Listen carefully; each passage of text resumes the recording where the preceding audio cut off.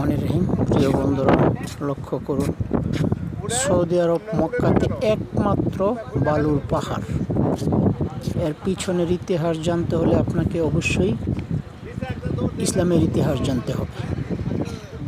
কী কারণে এই পাহাড়ের সমস্ত পাথর এবং মাটি বালুতে পরিণত হয়েছে, এটার পিছনের গল্প খুবই হৃদয় বিদারক। ইসলামের ইতিহাসের খুবই সুন্দর একটি গল্প আছে।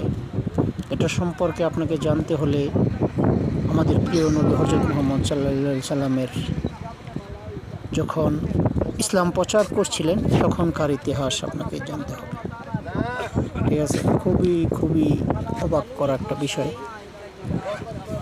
আমি এখানে গিয়েছিলাম আমার মা এবং তারা যখন উমরা করতে এসেছিল। এই তো জানুয়ারির 14 তারিখে ওরা বাংলাদেশে ব্যাক করেছে। আলহামদুলিল্লাহ আমি খুবই অবাক হয়েছি পাহাড়টা দেখে।